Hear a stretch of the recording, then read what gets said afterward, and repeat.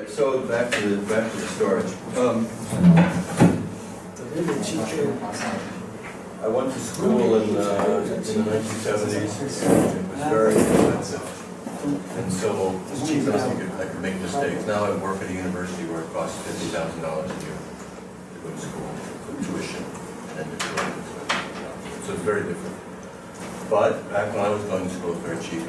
And so I had the luxury of not really listening to anybody else.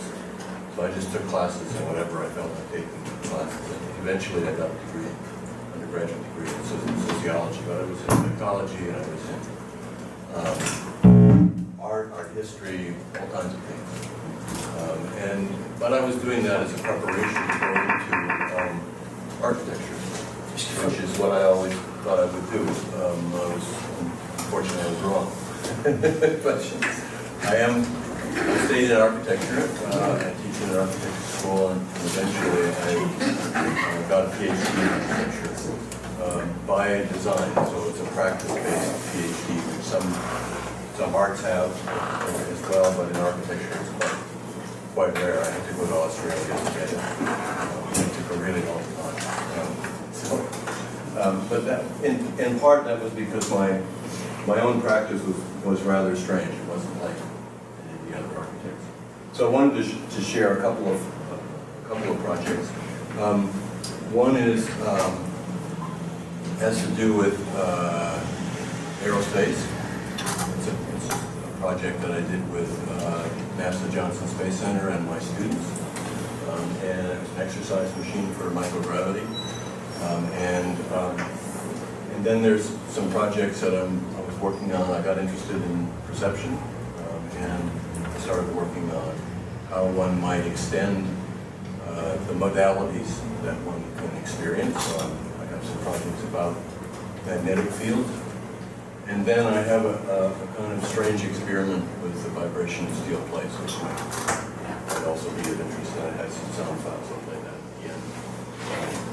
In an effort to keep Yes, I'm sorry, but I left the cave in this way because I couldn't have you see? Yep. Yes, no problem for me. Yep. You are in the gauge. All right.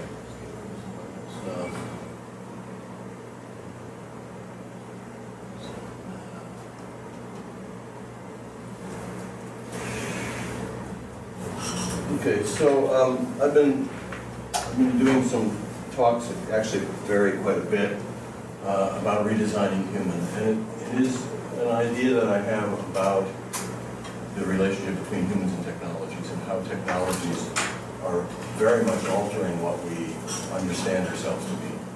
And technologies could open up what we consider to be humanity to design, not really in terms of genetic design. Maybe I should start with a story. I had a friend who invited many people to dinner.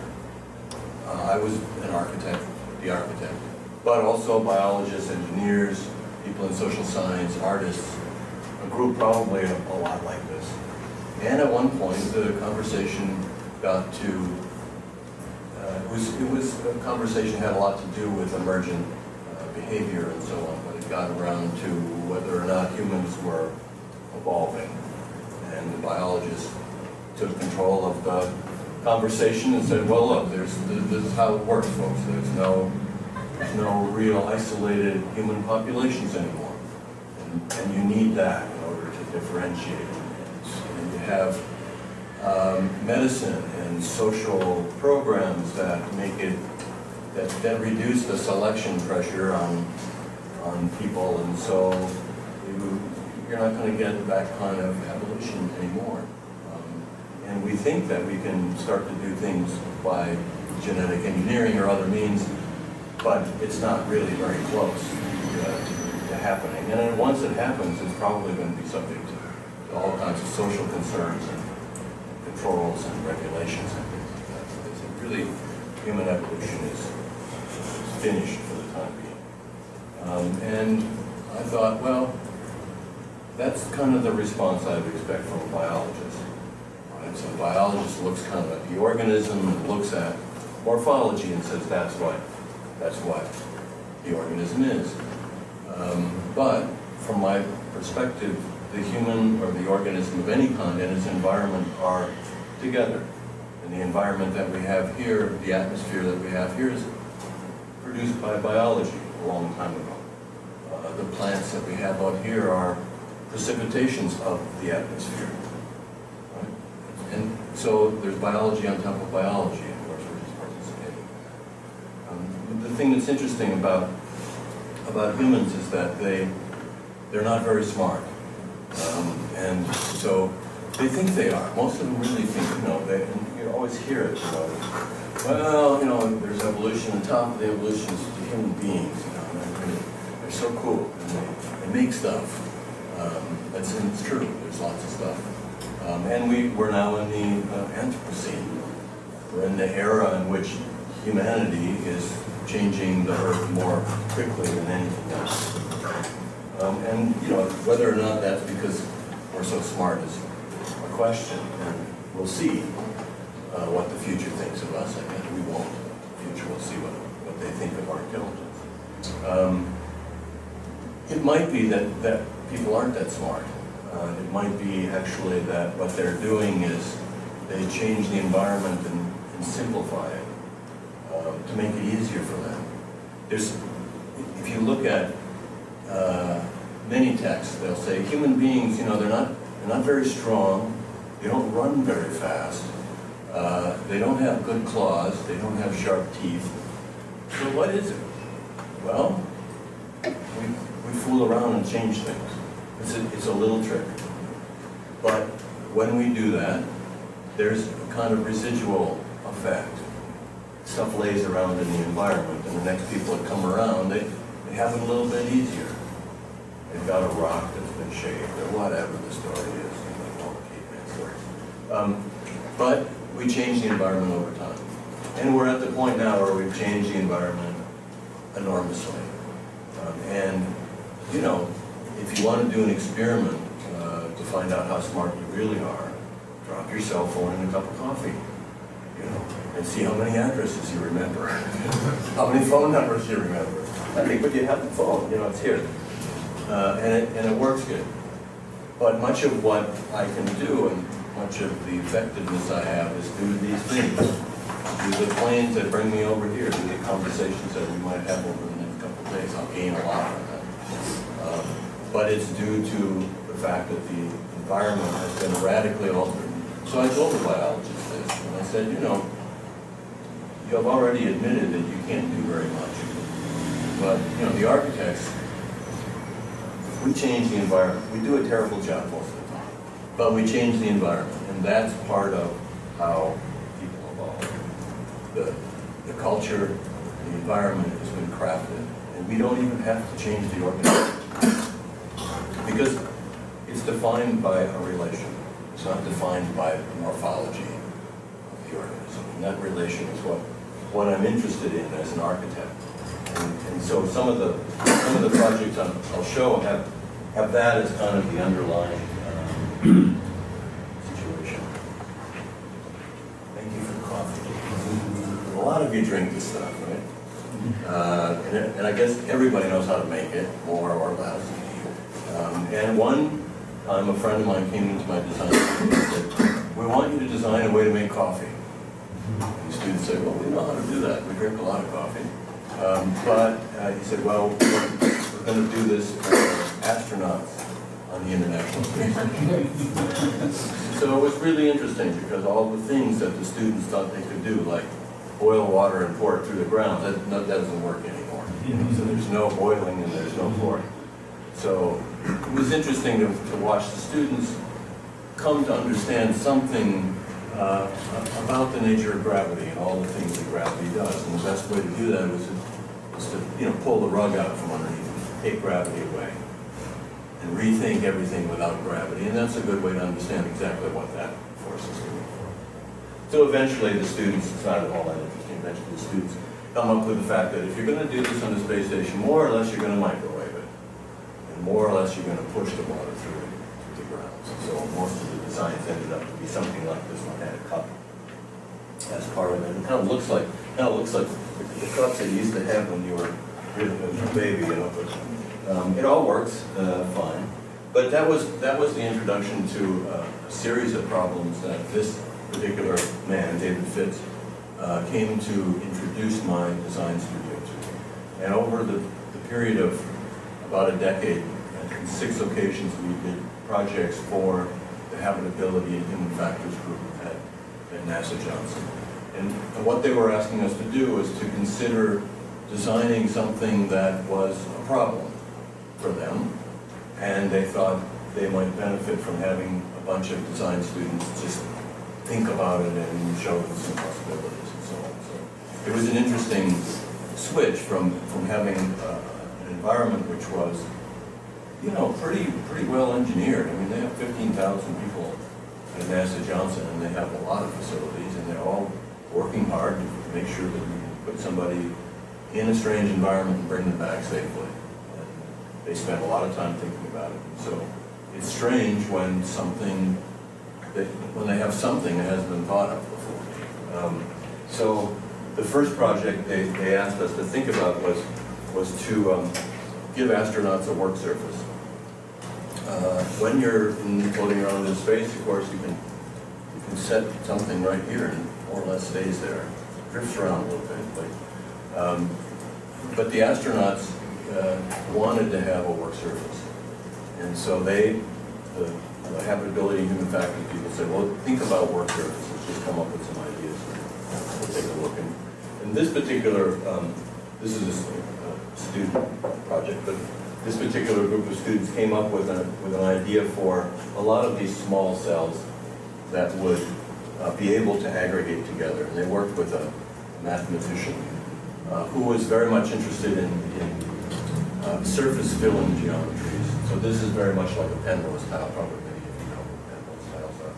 But what was great about this is the students said, well, that kind of fills the surface, but let's screw up the geometry so it overfills the surface. And when it overfills the surface, it pops up. And when it pops up, it starts to develop structural capacity.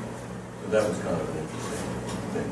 But otherwise, these things, these little items would, well, there's another problem, which is that the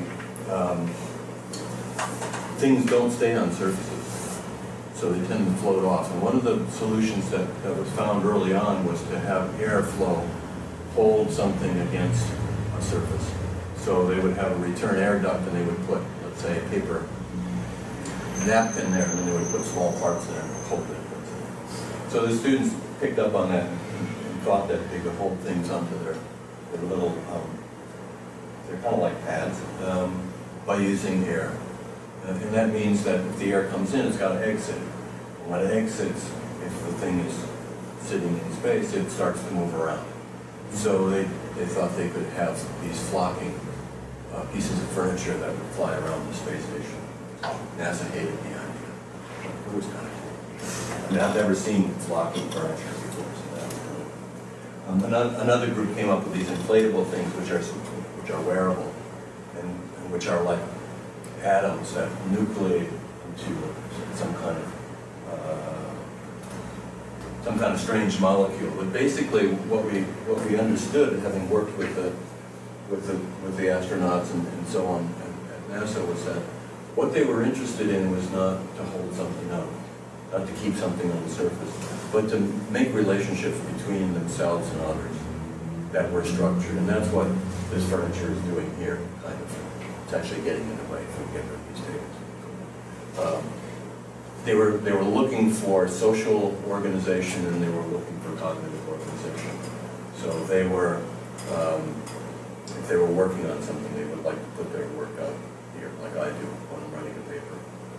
And this organization in space is absolutely the organization I need in order to do things. So these two functions, which are more or less buried, start to bubble up to the surface when you take gravity away. When you sort of remove that as the general excuse. So that was quite interesting. While we were up there, while we were thinking about the space station, understanding the space station situation, we started to understand also the physiological transformation that takes place when you're in microgravity, so bone density changes and things like that. But and the next project, year, they gave us another project, which was to figure out how people might live on the surface of Mars. They wrote a technical description of how to get there, but they didn't really have an idea what it would be like to live there. And so the students thought, we had different groups working on different things, I won't show all of it, but one group of students thought about bringing all of the pieces together. And what was interesting was that it makes a lot of sense. It's very expensive to take something to another planet, as you might guess. Not on my debit card, thanks. But anyway, they thought if the things are there, bring them together and build a community out of the residue from several different missions. And what was interesting was that that's a great idea, but you have to have it first. Because if you don't incorporate a way to connect before you send it up there, you're not going to get one once you get up there. So they were very interested in that as a particular outcome. We also looked at things like how one might grow food and things like that on the surface of Mars. But these things were interesting because they started to alert us to problems of being in space. And these are interesting problems, but they're not the problems that we have here. One of the issues is that you're basically living in a tin can, and it's not a very big one. So the space inside the space station, it's about as wide as this table. And it's square, so it's about that high. And that's it, and it's a tube. And it goes down and there's another tube connected to it, but it's kind of like continuous hallways. And if you're going to go to Mars, it's going to be even smaller. So there's a problem with being in confined spaces like that. Some of the apartments I had in New York City were that's not. This guy, David Wolf, is a PhD in physiology and a medical doctor. And you can see he's kind of a big guy. And he was on Mir for 4 months. And each of the months he lost 11% of his muscle mass. He lost bone density. He had changes to his heart because it wasn't pumping against gravity. As a doctor, he knows exactly what's going on. He works real hard. He exercises a couple hours a day. He exercises so hard he breaks the exercise equipment. And they asked us to think about exercise in microgravity and what that might be.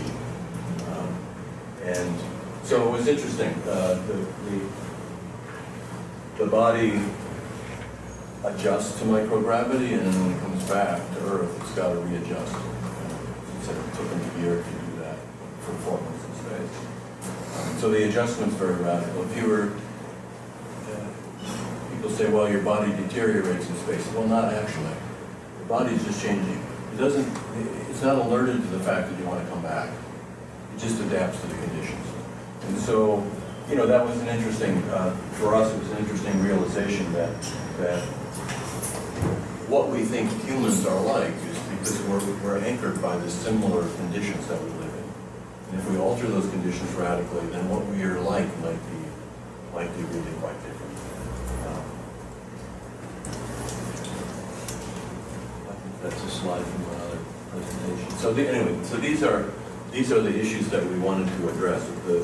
The sending somebody into space is so expensive that they keep people really, really busy all the time. And so the astronauts don't exercise very much because they're busy like you are. And some of you don't exercise enough, maybe, whatever. I don't. But so the doctors want them to exercise more. The mission specialists want them to get their work done, and they want to get their work done. They want to exercise too. There's a conflict. We can't get around. The confinement thing I just talked about, living in a very, very small space. And then you need to do the exercise. So we thought, why can't we solve 3 of those problems all at the same time? In fact, the presence of one problem suggests the solution to another problem.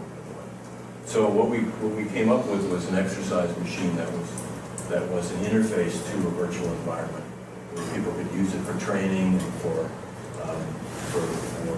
entertainment and to experience larger spaces.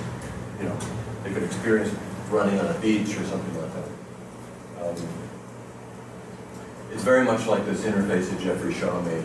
Jeffrey Shaw is an artist, an artist, that created a bicycle interface to a virtual environment in the 80s. It happened to be quite a bit, about 10 years before ours. So this is really what it would be like. We had a problem that NASA is very concerned about any mass that has to be taken from Earth and go into space. So what we decided to do was to say, well, you have an astronaut, you have an exercise machine, you have a computer, you have a screen. All we're going to do is send up some code, put all those things together in a new way, and with the stuff you've already got on board, we can address this issue. So they're actually quite interesting.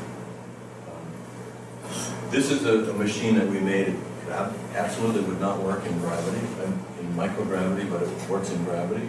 We did a presentation to people at NASA, but we also had a Biennale in Portugal that we had to present at. So we wanted to do both things in the same semester. And unfortunately, we had to split the budget in half. We had a small budget, and then we cut it in half. So it was quite slender. But what we did was build this sort of bicycle interface to a digital environment. And the technologies involved are fairly simple. We have inputs, just the velocity and the direction. And we have some very simple outputs. Basically, they're tactile transducers and sound, and a magnetorheological brake.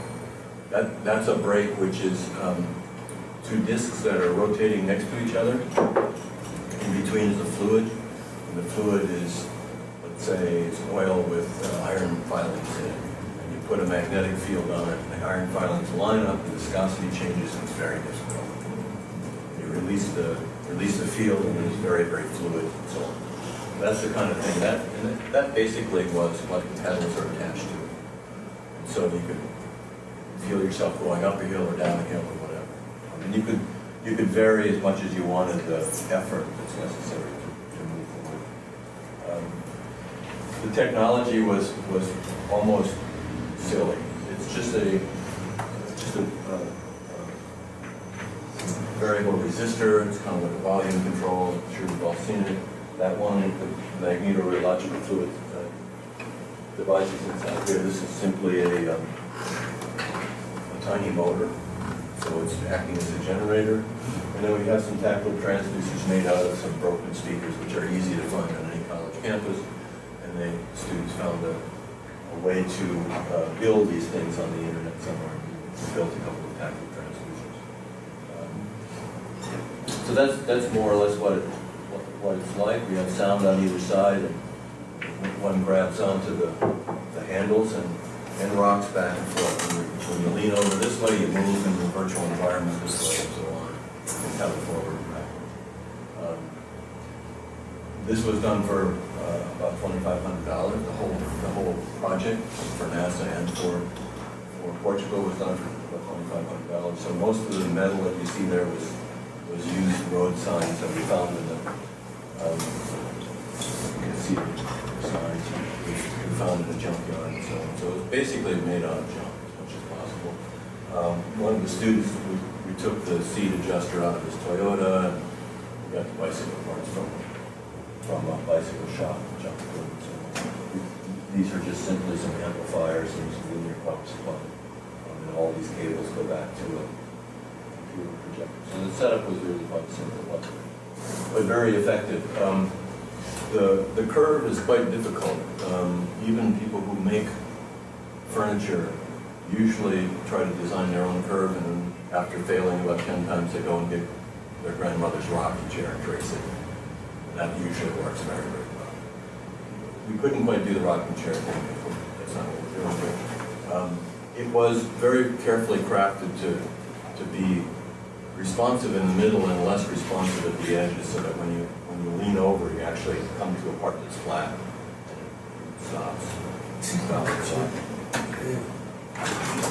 Tem consigo like the computer system. The array turned off. It's again.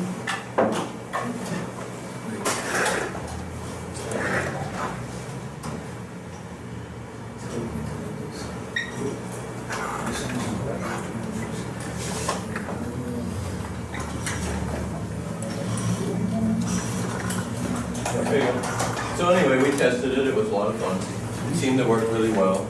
When it was on exhibition in Portugal, there was a reporter that came to talk to me to cover the work. And she brought her boyfriend, who had a great time. He was pedaling away and so on and so forth, and he was so excited, and he rocked the thing up on these points. Like they were just about to tip over. Nobody had ever done that before. You think you know what's going to happen, you never have an idea what's going to happen. This guy was just about ready to flip the thing over. It was absolutely amazing, but he was engaged. And, you know, the thing is, we were trying to create experiences for our astronauts. We didn't have very much money, but it doesn't matter because the experience doesn't come from the technology. The experience comes from the body. The body's working hard, the muscles are fatiguing, you're sweating, you stink, whatever. You're working, or you're like this guy, this woman's boyfriend, very excited, testing it out, running around and doing all kinds of things. So I think that was also a good point for us to understand. That's what it looks like. In Portugal, we had this planet that was shaped like a torus. So we were interested in giving somebody the experience of a planet, gravity of a planet shaped like a torus. So it's kind of strange. There are things you might be able to do that you don't actually get out of life. Yeah, so anyway. So I was very much interested from this machine in how people perceive and the relationship between the body and technology that we can have. And maybe it sounds spontaneous now. We think that... Suspicion. Yeah. Suspicion. It's not correct. Science has suspicion. We often think this world is the one that we have, but in some cases, you know, there's evidence that it may be a fraction to the negative 35th, which is rather small. And you know, if you remember your chemistry classes, you remember that almost all these gases are always described the same way: tasteless, odorless, colorless, blah blah blah blah. Right? So they're just here in the atmosphere. There's lots of stuff that we don't have access to. If you look at the sensitivity of different animals, most of us are up here. These look like they're better designed. They're a much more even distribution. Ours is kind of, I don't know, doesn't look optimal. But anyway, there are many other animals that have different kinds of these different kinds of eyes. Snakes have these infrared pits on either side that perhaps are like imaging, that help them locate things in space. Fish have these organs that we believe might be for magnetic fields. And we have no idea what this is. It's like, okay, it's probably something. And you know, there are people who think that we have many different kinds of senses. This is one book that suggests, I don't know, there must be 13, 14, 15 different senses. And you know, I think there's a relatively recent philosophy which is thinking that things like mathematics and logic come from the kind of body we have. It's less maybe that mathematics is something out there that we discover, and more something that we understand based on our experience. So you know, there is a guy, Ian Stewart, who wrote a book called "Does God Play Dice?" It's an early book about complexity of mathematics. And early on in the book, he says that mathematics may actually be more the structure of the mind than the structure of the world. And it changes the structure of the mind. And then, once the mind has been altered, we start to understand the world in a different way. I'm sure that's debatable. But there's also this guy, Rodney Brooks, who's a early robot guy, and he was quite critical of the way in which robots were being built in the, I believe, in the mid to late 80s. And he founded a different approach. He said logic is something which is a new trick. Perception is something which is an old trick. Let's start with perception. Let's start with bugs and build our way up. Which I thought was brilliant. Unfortunately, his next project was COG, which was a humanoid thing. So it seems to be a desire to make more humans. We have like 11 billion. We don't even know what to do with them. We've got to fix them all. But the idea that the standard model of perception, which is about information coming into the body, is still pretty strong. This is Brian Keeley in writing in 2002. He's making this description about what constitutes a sense modality, and he said it's all about getting information into the brain, which I don't know. Now, I wouldn't argue that you don't have sense modalities. I just think it's a poor way to describe how it is that we interact with the world. And there's a lot of problems with it.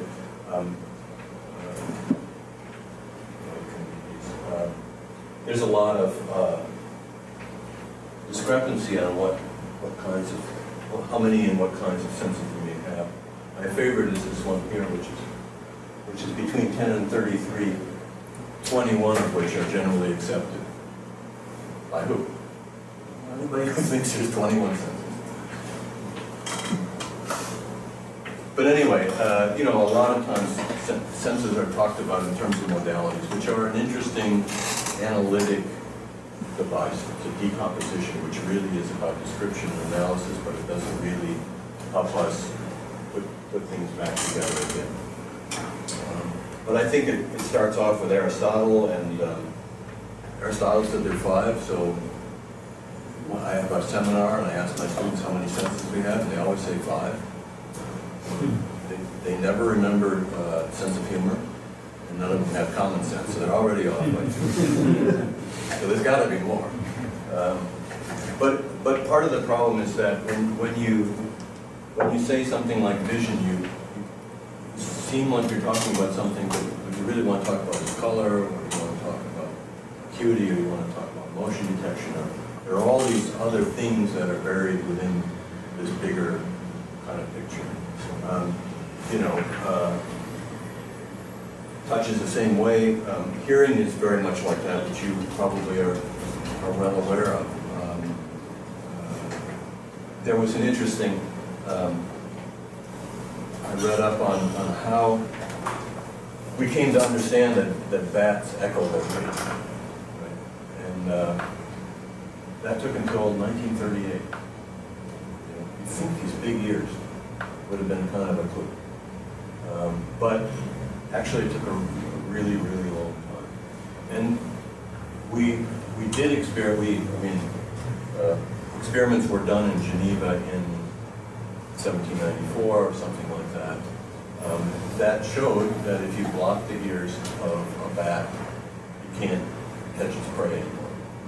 And the basic response from other scientists at the time was, well, if bats see with their ears, they must hear with their eyes.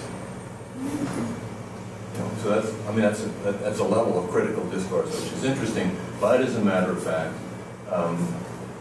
you hear with your eyes. I hear with my eyes for sure, in more than one way. But I hear with my eyes because my hearing's not very good. So I'm lip reading.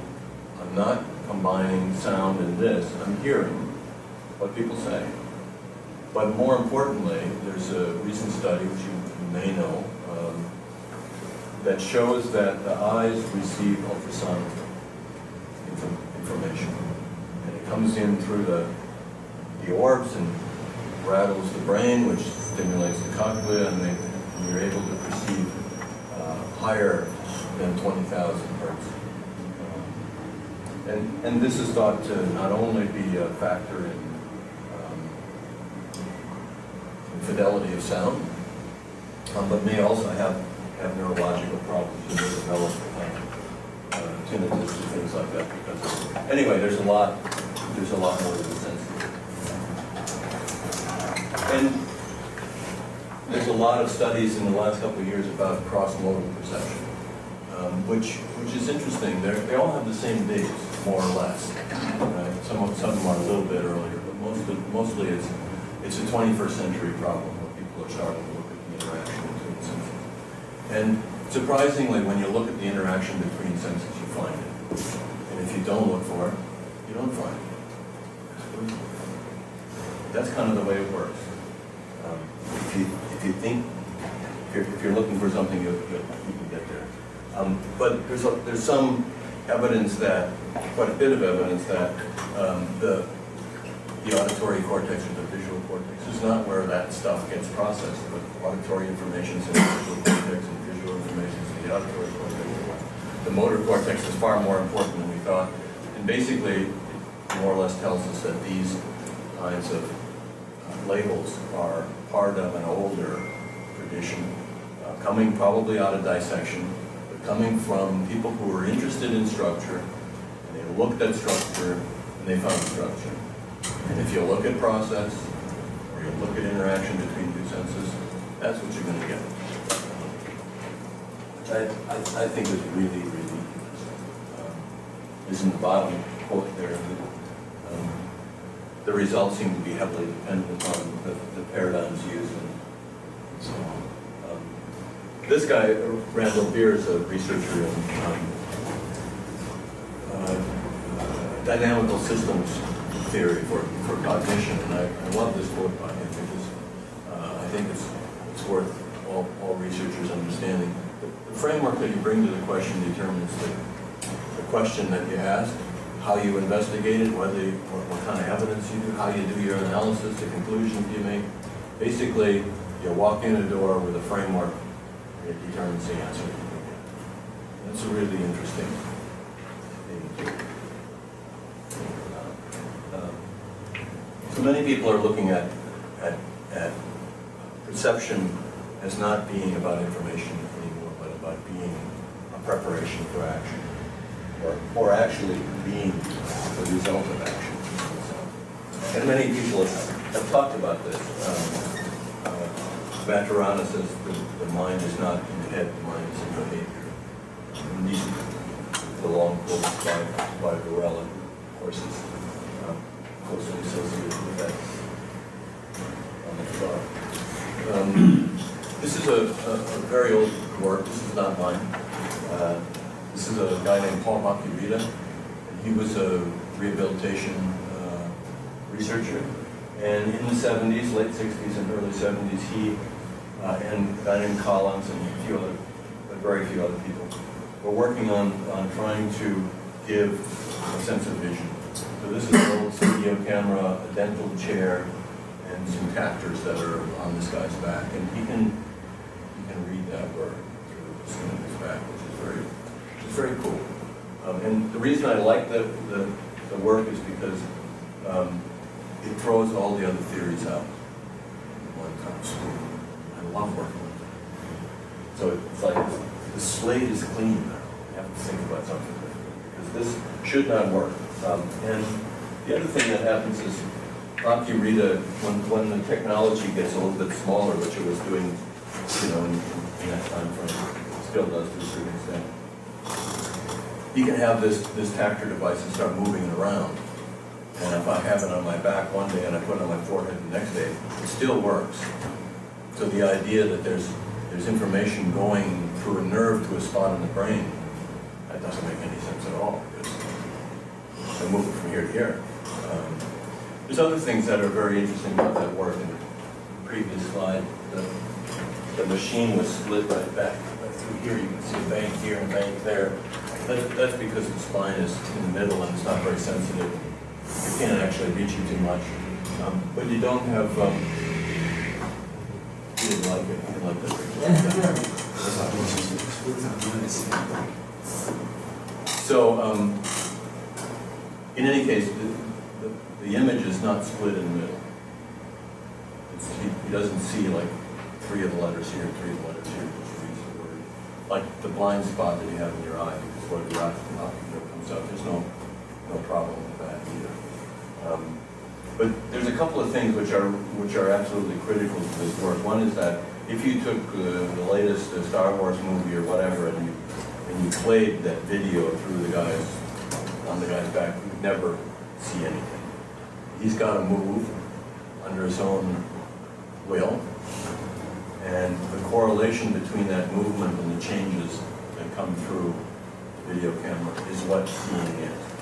This is fundamental to perception.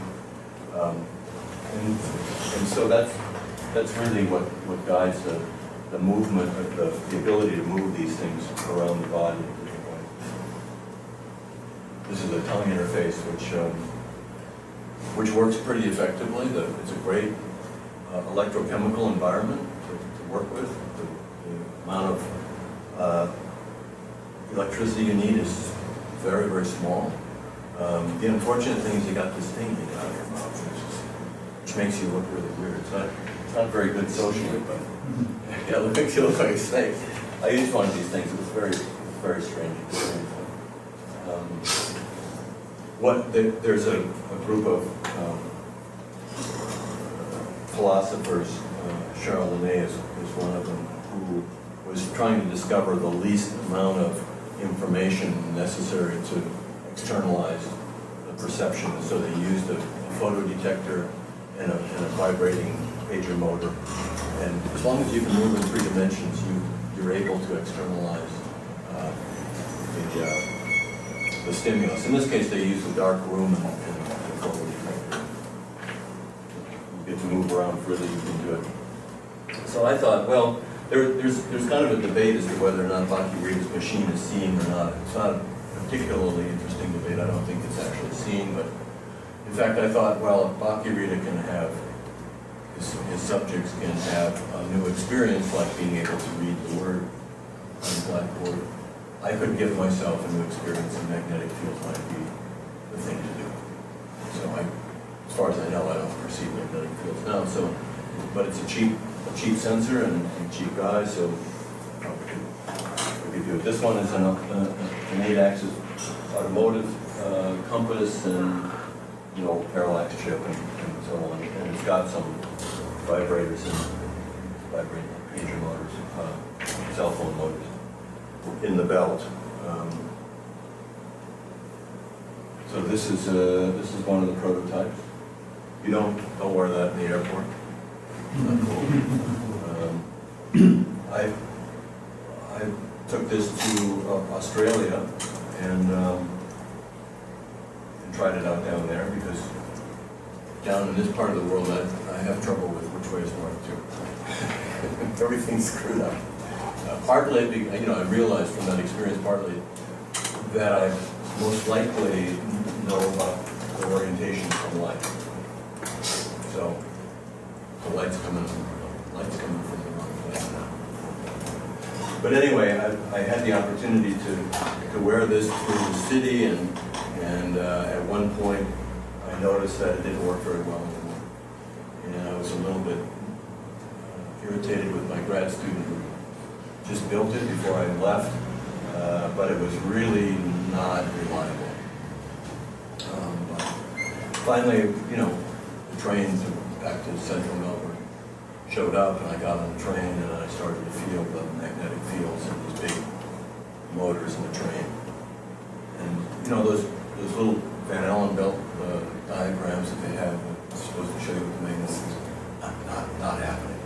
These things are moving and swirling in there. It's really quite amazing to be enmeshed in these fields. And then I realized that when I was upset with my grad student was because I was standing underneath the lines for the train, power lines for the train, and somewhere 5 kilometers away, the train was leaving the station and drew a lot of power through the lines, and this thing was reacting to that. And so the problem wasn't with the device, the problem was with my understanding of what was going on. I thought this was for the Earth's magnetic field, but it's not. Of course, it doesn't know that, it's just responding. But it was really interesting to be able to move through environments and start understanding understanding that there's lots of stuff going on that we don't have access to.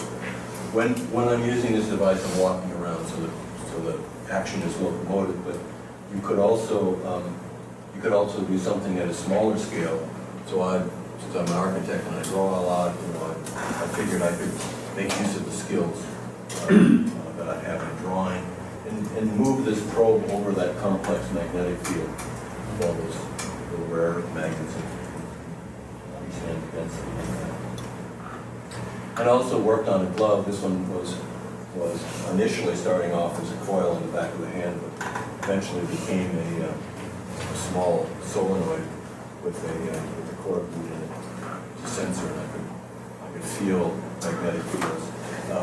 I used to have a demo where I would plug in a coil to my machine and move it over the keyboard, and it's very active. So there's lots and lots of stuff going on, lots of things, which you don't perceive. So, this is kind of the setup.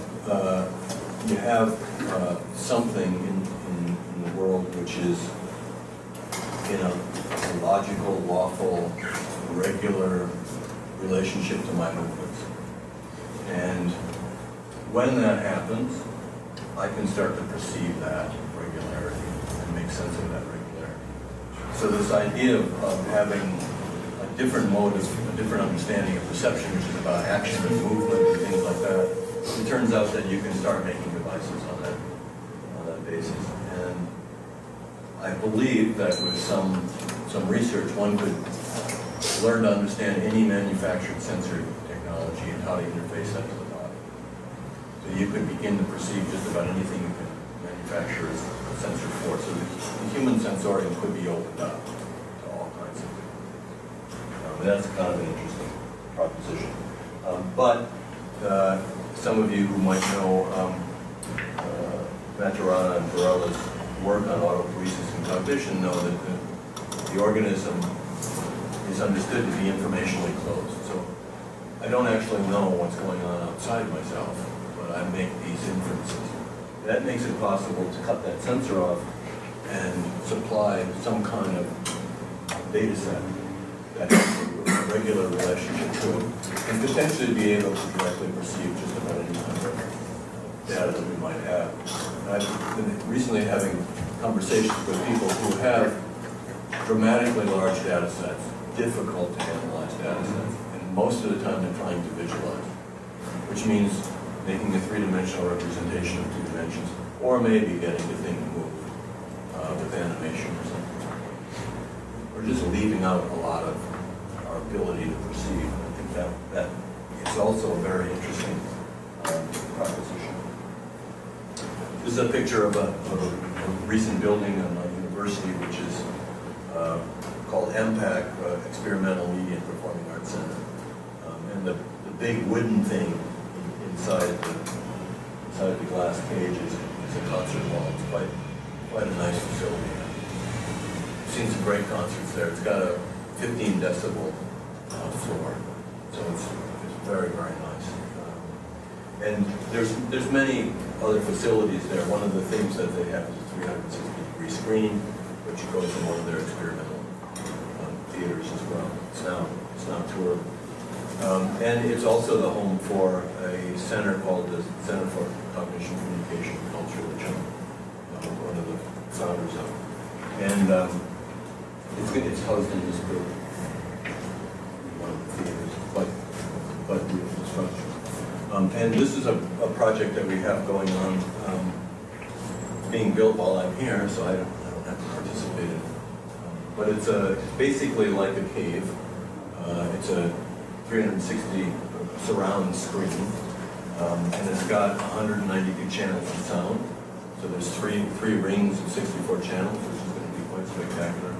And in my university, my colleague who's the head of this is an acoustician, architectural acoustician, a musicologist, and psycho acoustician, and an electrical engineer. And so we're building this very interesting device, which we hope will be out by the end of the year.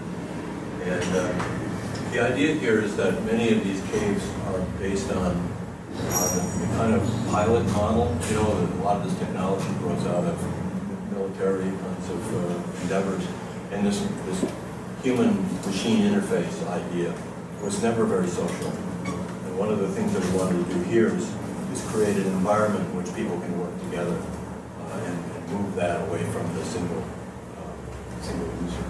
And in order to do that, we're using this space. We use wavefield synthesis to create good acoustic properties to any spot in the room. And the tracking will be both by camera and by microphone. So we're actually trying to use similar methods for how humans track, which is to use sound and sight at the same time. But the idea here is to be able to put people in sight, sound, and tactile conditions that will allow them to do a bunch of collaboration. So we're hopefully going to have an opportunity to do some fun work with that. So this is the last project. When I was studying perception, I was interested in the edges, and this is kind of an architectural problem in a way. I'm approaching it like an architect. When I'm designing this wall, this part of the wall is not interested. That's a problem. And the door is a problem. The top is a problem. The bottom is a problem. So the general field is whatever, but the edges are always kind of cool, and they tell you a lot more about the system than the middle does. So when I was interested in perception, I wanted to find out about perception that was below 20,000 or 20 hertz. So I said, well, I need to build a subwoofer, so maybe something about 6 feet in diameter. So I went to my colleagues in architectural acoustics and said, I'm going to build a speaker that's 6 feet in diameter. And they started laughing. They were right, didn't work.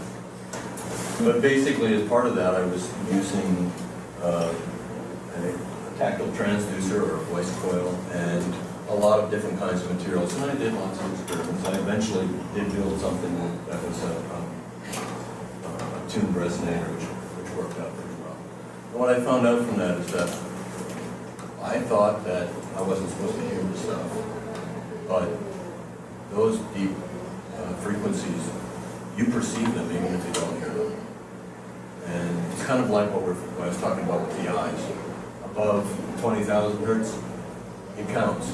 It's important, even though the ears aren't sensitive, because you don't hear with your ears, you hear with your whole body. But I didn't know that then. This is a complete failure, because what I did is I put the voice coil on a piece of steel, and it's far from being responsive. And one of the problems is that I wanted to build a speaker that didn't make any sound. There's not a lot of information on that. It's not a big market for that. So nobody knows what to do. So I had to just directly experiment. When I used this stuff on steel, I got these really interesting tones that came up. So I started working with that. And one of the things I noticed was that there was some very interesting behaviors that came out of it. So what I was doing was trying to understand what this thing would be like at different frequencies. I wanted to make these low frequencies. And when I did that, I would put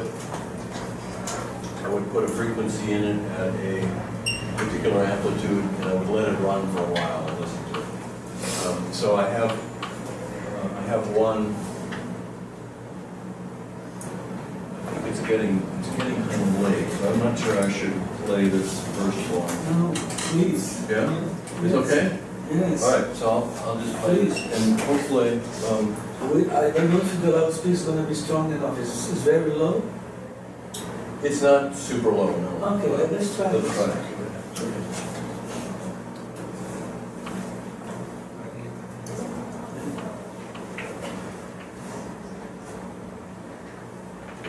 Maybe you should off. Because maybe it's masking. Well, it starts off real soft. Hopefully.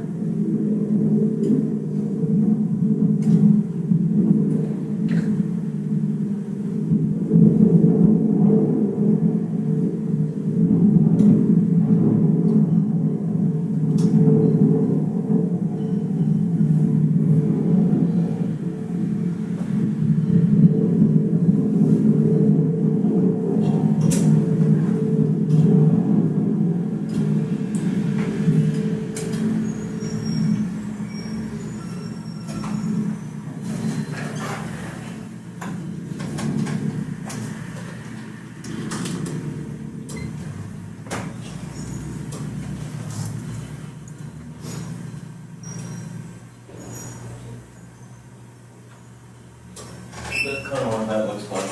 Capacity. So it starts off, this is, very, very low amplitude. It kind of changes in here and picks up.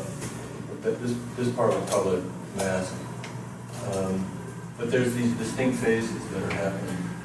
And even within that, some other phases, which are quite interesting. So this is where you have 38 hertz at a very low amplitude for 7.5 minutes, and this structure develops, which is pretty fascinating. So I started to do experiments along those lines. And, a lot of times I got quite complicated behaviors. I work mostly with, things I buy on eBay and things like that. So I had signal generators, old amplifiers and things like that. And one day I was listening to the sound. This one was one of the shortest ones. There's many that take a lot longer to develop, which I spared you. I work in my research space and turn on the frequency and amplitude and let it run. And I would develop these interesting structures, but one time it just stopped. And I figured my equipment broke. I went over to the plate and I could see it moving like that. It just wasn't making any sound anymore. And then it started again. So you can see in the middle this kind of zone where it goes into a completely different behavior, and then it comes back out of it again. Probably this is 3 or 4 seconds later, which is quite interesting. And that sounds kind of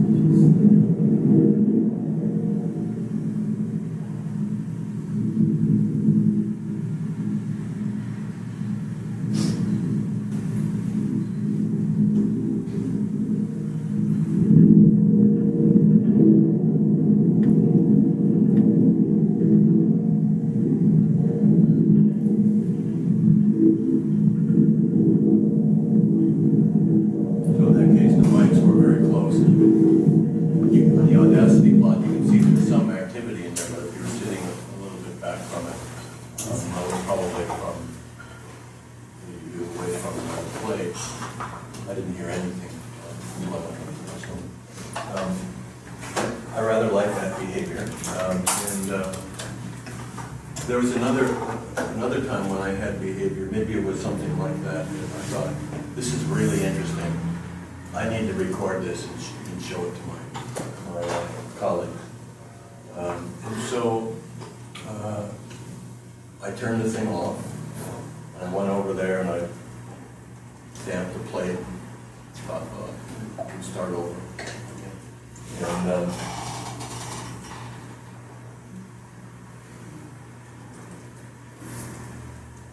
And what happened was really interesting. It didn't start over.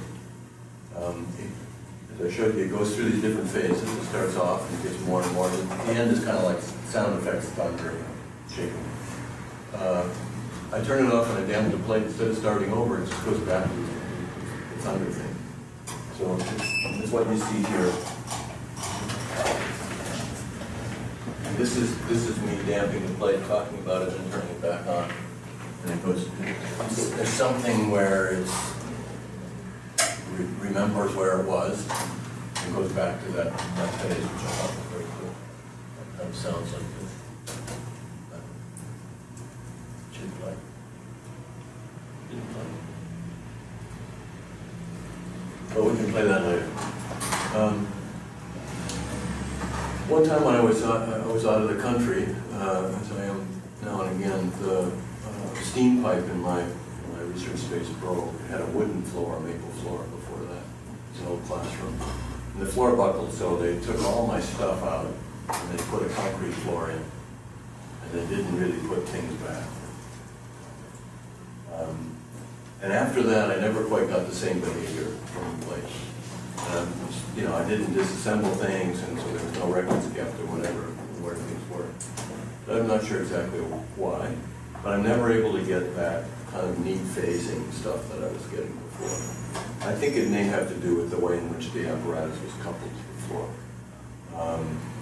And the concrete doesn't do that anymore. I I had a sense when something would happen. If you're listening to this thing vibrating, you could get somehow a sense that it would change its phase. It was very, very subtle shifts. But I like that. I like the weirdness. And so, but I found that a lot of times when I started to leave the room, it seemed like it was going to shift. And I would go back and I would sit down and wait for it to shift, and it never would. And then I'd get bored and I'd get up and I'd move towards the door, and it would seem like it was going to shift. And I realized finally that I was just moving in a different place in sound view. And it sounds different near the door. So when I got near the door, I thought something would happen because it transformed somehow. But in any case, so I think it does really have to do with location. And it seems like the fact that I was expecting that the thing would change because of the shift was because I thought that the speaker made sound when I listened to it. And I didn't really realize that the sound exists in space. And when I move around in space, I'm moving around through the sound. And I should have expected it to be different, but I still had this other perception in my mind. When I got the concrete floor, I got this kind of behavior. It would just start shaking dramatically. It didn't go through the phases. And, you know, we'll do that, like this is an hour. And I had never really listened to that noise. It's not pleasant. Never really listened to it for more than an hour. But I was recording it one day, and I was the administrator, I was associate dean of the school, so something came up, I had to leave. I left the recording going on. I didn't get back for 9 hours. This is what I found when I got back. I'd like to play it for you, but I won't. Okay. But I could see it. I could see on the plot that something really interesting happened. It went into this kind of phase for 5 hours, and after that, it changed again. And so, the last thing I want to do is just play some excerpts from what this is like and what a few of these things are like. I think that we'll close. So I'll do that. And I sped it up a few times.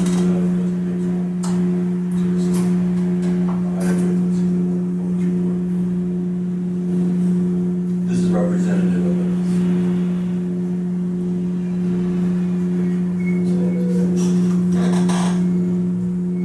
You'll be able to hear the breaks.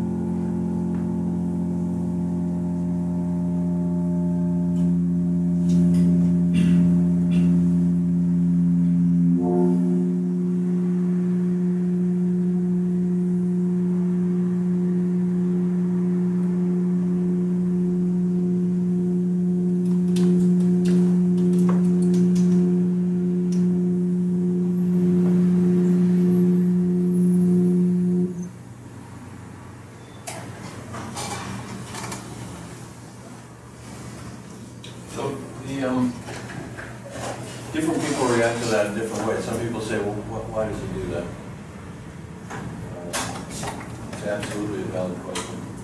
I can answer. I'm not actually interested in some ways. I'm interested in everything. But, another question is, why didn't I expect it? Why did I think that if I have a piece of metal and I put 38 hertz in it and don't change the amplitude, that it's going to be giving me 38 hertz back? And many people expect that. And I think what it has to do with is that people still have this kind of, what I identify as a mid-20th century appreciation for information data. And that the material is